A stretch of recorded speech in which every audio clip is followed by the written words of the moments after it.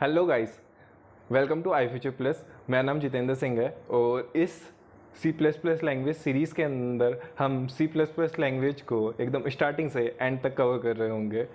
आज की इस वीडियो का टॉपिक है history of C plus plus language या फिर origin of C plus plus language कि ये कैसे हमारी एग्जिस्टेंस के अंदर आई और क्या इसके यूजेस हैं और कैसे ये फ्यूचर में आगे ग्रो करेगी या क्या इसका फ्यूचर है। ठीक है, अगर आपको ये वीडियो पसंद आए तो चैनल को सब्सक्राइब, वीडियो को लाइक और आपका कोई भी अगर क्वेश्चन हो तो आप कमेंट में पूछ सकते हैं। तो चलते हैं हमारी स्क्रीन की तरफ। तो स्टार्ट करते हैं हम हमारे टॉपिक के साथ, history of C plus plus. ये कुछ एक टॉपिक है जो हम कवर कर रहे होंगे, ठीक है, आप देख सकते हैं, और बाकी हम आगे करते हैं। इंट्रोडक्शन के अंदर हम जानते हैं कि हम इस प्रेजेंटेशन के अंदर हम एक जर्नी पे होंगे जिसके अंदर हम इसकी हिस्ट्री के बारे में जानेंगे, इसके ओरिजिन के बारे में जानेंगे, इवोल्यूशन डालेंगे और इम्पैक्ट जो इसने वर्ल्ड पे डाला है उसके बारे में हम जानेंगे और इसका जो पोटेंशियल ऑफ ग्रोथ है ये सब हम जानेंगे। तो हम आगे अब इस एक्साइटिंग जर्नी में डाइव करते हैं। तो beginning of C plus plus जो डेवलप की थी वो ब्रियान स्टोस्टप ने की थी। थोड़ा मुश्किल नाम है, हो सकता है मैं गलत बोल रहा हूँ, पर आप ब्राने नाम है इनका, विजाने नाम नहीं है, ब्याने नाम है, ठीक है। तो इन्होंने क्या किया था, जो बाय ओरिजिन जो सी लैंग्वेज थी उसको इन्होंने एक्सटेंड किया था। इन्होंने क्या किया था, सबसे पहले सी लैंग्वेज के अंदर एक फंक्शनैलिटी ऐड करी थी क्लासेस वाली या ऑब्जेक्ट वाली। तो इसीलिए सबसे पहले जो इन्होंने नाम भी डाला था वो डाला था सी विथ क्लासेस। ये आगे इवोल्व होके इसका जो नाम पड़ा वो पड़ा सी प्लस प्लस, ठीक है। वो पीएचडी उन्होंने कर रखा था। उसके अलावा वो कोलंबियन इंस्टीट्यूट के अंदर अपना लेक्चरार थे, ठीक है। उसके अलावा क्या है कि एक और हमारे हैं जिनका नाम है ड्रिक मशेटी। इन्होंने क्या किया, एक जो सिंटैक्स होता है प्रोग्रामिंग लैंग्वेज का, तो इन्होंने सी प्लस प्लस का एक अच्छा सा सिंटैक्स बनाया जिसकी मदद से हम जैसे जो प्रोग्रामर हैं वो इसके अंदर अच्छे से प्रोग्राम कर सकें, ठीक है। उसके अलावा एक और हैं जिनका नाम है एंड्रयू। इन्होंने क्या किया, इसका एक पहला अच्छा सा कंपाइलर बनाया। अब एक कंपाइलर ही नहीं होगा तो एक प्रोग्रामिंग लैंग्वेज चलेगी कहाँ से। तो इन्होंने पहला कंपाइलर बनाया जिसकी मदद से जो सी प्लस प्लस है उसको कोई रन कर सके। ओके गाइस, तो हम आगे बढ़ते हैं। Object oriented programming. तो ऑब्जेक्ट ओरिएंटेड प्रोग्रामिंग पहली programming language C plus plus थी जिसने ऑब्जेक्ट ओरिएंटेड प्रोग्रामिंग को इंट्रोड्यूस किया, ठीक है। तो ऑब्जेक्ट क्या होता है कि एक क्लास होती है, उससे हम ऑब्जेक्ट बनाते हैं। हम एक ही क्लास के डिफरेंट ऑब्जेक्ट बना सकते हैं, उनको डिफरेंट तरीक़ों से यूज़ कर सकते हैं, लेकिन उनकी जो बेस प्रॉपर्टी होगी वो सेम होगी। हम आगे तब पढ़ रहे होंगे सी प्लस प्लस को, तब हम ये सारी चीज़ों के प्रैक्टिकल करेंगे। बट अभी आप इतना जान लीजिए कि जो सी प्लस प्लस है उसने पहली बार जो वर्ल्ड है उसको ऑब्जेक्ट ओरिएंटेड प्रोग्रामिंग दी। ओके गाइस, अब हम आगे बढ़ते हैं। The standardization of C plus plus. तो क्या हुआ था कि शुरुआत में ना, मतलब एक अच्छी सी मान्यता प्राप्त नहीं थी सी प्लस प्लस को। तो वो मान्यता प्राप्त इसलिए नहीं थी क्योंकि ये एक काइंड ऑफ एक्सपेरिमेंट था सी लैंग्वेज के साथ। ना इसका कोई स्टैंडर्ड सिंटैक्स था, ना इनका कोई स्टैंडर्ड कंपाइलर था। लेकिन समय के साथ क्या हुआ कि एक ग्रुप ने 1990 के अंदर इसको स्टैंडर्डाइज किया कि ये इसका सिंटैक्स होगा, फिक्स सिंटैक्स जिससे हम इसके अंदर कोड कर सकते हैं, और ये इसका फिक्स कंपाइलर होगा। तो इसकी मदद से कोई भी इंसान हम जैसा, मतलब कोई भी एक इंजीनियर इसके अंदर प्रोग्राम कर सकता है। ओके गाइस, अब हम आगे बढ़ते हैं। C plus plus in modern era. आज के टाइम के अंदर जो सी प्लस प्लस है वो बहुत यूज़फुल इसलिए है क्योंकि ये लो लेवल पे डील करता है। लो लेवल का मतलब होता है कि ये सीधा हार्डवेयर लेवल पे डील करता है। अब ये चीज़ क्या होता है, लो लेवल हाई लेवल, तो ये हम आगे पढ़ेंगे। लेकिन लो लेवल जो सी लैंग्वेज थी वो इससे भी ज़्यादा लो लेवल थी, वो और भी ज़्यादा हार्डवेयर के साथ डील करती थी डायरेक्ट। तो जो हमारे जनरल जो छोटे मोटे गेम्स होते हैं उनकी जो प्रोग्रामिंग होती है वो सी लैंग्वेज के अंदर होती थी, या जो हमारे जो जनरल कैलकुलेटर वगैरह होते हैं, जो छोटी छोटी चिपसेट वगैरह होते हैं, उसकी जो प्रोग्रामिंग आज भी होती है वो सी लैंग्वेज के अंदर होती है। क्यों? वो सीधा हार्डवेयर लेवल पर डील करती है।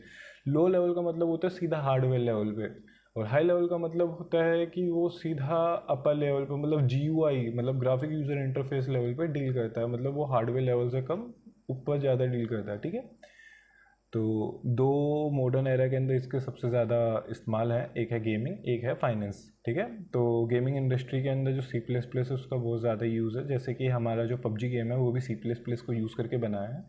और C++ के अंदर ना कई सारी लाइब्रेरी हैं ग्राफिक यूज़र इंटरफेस की भी, और जो मूवमेंट्स वगैरह जो हम बेसिक फीचर्स यूज़ करते हैं हमारी गेम के अंदर, उन सारी चीज़ों की भी। तो इससे क्या होता है कि एक जो गेम मेकर होता है उसको काफ़ी इजी हो जाता है C++ को यूज़ करते हुए अपने गेम को बनाना। तो इसी के हिसाब से जो मॉडर्न एरा है उसमें ये काम है इसका, मतलब एक ये फाइनेंस के अंदर जो बहुत कॉम्प्लेक्स कैलकुलेशंस होती है उसको बहुत आसानी से कर देता है। और दूसरा क्या है कि ये हमारा जो वो है मतलब कि गेम्स है उसके अंदर काफ़ी इजी कर देता है एक गेम मेकर को गेम बनाना। इजी तो नहीं करता, खैर है तो ये कॉम्प्लेक्स, बट एक रिलायबल वे है ये काफ़ी और जो अदर लैंग्वेजेस है उनसे। ठीक है, अब हम आगे बढ़ते हैं C++ versus other programming languages.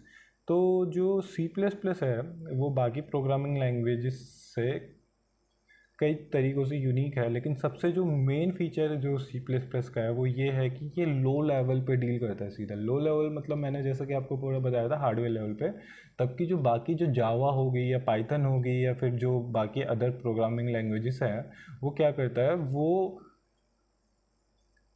इतना लो लेवल पे डील नहीं करता। तो इससे क्या होता है कि उसकी जो स्पीड होती है उस पर भी फ़र्क पड़ता है, एफिशिएंसी पे फ़र्क पड़ता है। उसके अलावा जो साइज़ होता है वो जो C++ का कोड है उसका काफ़ी कम होता है बाकी कोड से। क्यों? क्योंकि ये सीधा हमारे लो लेवल पे डील करता है। अब हम आगे बढ़ते हैं फेमस C++ प्रोजेक्ट्स, मतलब C++ ने ऐसा क्या कर दिया ज़माने में भैया जो C++ के बारे में हर कोई बात कर रहा है। तो C++ ने क्या किया कि दो चीज़ें करी थी सबसे मेन, जो सबसे बड़े इसके जो प्रोजेक्ट हैं। पहला तो एक ऑपरेटिंग सिस्टम, क्योंकि ये लो लेवल लैंग्वेज है तो इससे ऑपरेटिंग सिस्टम बनाया जा सकता है। तो जो लिनक्स ऑपरेटिंग सिस्टम है वो इसी की मदद से बना है। लिनक्स ऑपरेटिंग सिस्टम काली लिनक्स भी है, और लिनक्स तो सर्वर वाले जो कंप्यूटर होते हैं ना, जो सर्वर जिन पे ऑपरेट होता है उनमें जनरली लिनक्स होता है। इसी तरीके से जो हैकिंग जिन सिस्टम से होती है उनमें काली लिनक्स नाम से एक दूसरा ऑपरेटिंग सिस्टम होता है। तो ये जो लिनक्स है ये बेसिकली C++ को यूज़ करके बनाया है। उसके अलावा क्या है, जो C++ है उसने अनरियल इंजन को बना रखा है। अनरियल इंजन की ही मदद से, जैसा कि मैंने आपको बताया था, इसमें अलग अलग लाइब्रेरीज़ हैं जिनकी मदद से एक जो गेम मेकर होता है उसको गेम बनाना थोड़ा इजी हो जाता है। तो हम आगे बढ़ते हैं, आगे हम जानेंगे चैलेंजेस एंड क्रिटिसिज्म्स। तो जो चैलेंज है वो सबसे ज़्यादा C++ के साथ ये है कि इसका जो सिंटैक्स है वो थोड़ा कॉम्प्लेक्स है। तो तब हम एक बड़ा प्रोग्राम बनाते हैं तो जो कोडिंग है वो काफ़ी कॉम्प्लेक्स हो जाती है। ठीक है, तो इसकी वजह से ये ज़्यादा टाइम कंज्यूमिंग हो जाता है। क्योंकि ये ज़्यादा टाइम कंज्यूम होता है लेबर चार्ज भी बढ़ जाता है, तो जिसकी वजह से ये ज़्यादा एक्सपेंसिव हो जाता है। और दूसरी चीज़ क्या है कि क्योंकि ये बड़ा होता है, इसका कोड थोड़ा कॉम्प्लेक्स होता है, तो इसके अंदर से मतलब बग्स निकलने के जो चांसेस हैं वो ज़्यादा होते हैं बाकी किसी प्रोग्रामिंग लैंग्वेज से। मतलब इन C++ आप जो कोड 4 से 5 लाइन के अंदर कर रहे होंगे, पाइथन के अंदर वही कोड 1 लाइन के अंदर हो जाता है। बट दोनों के अपने अपने फ़ायदे हैं। तो C++ के साथ हम कंटिन्यू करते हैं आगे। Future of C++। तो C++ हालांकि कॉम्प्लेक्स है बट ये परफॉर्मेंस भी काफ़ी अच्छी देती है, तो इसीलिए ये डेवलपर्स को काफ़ी ज़्यादा पसंद है।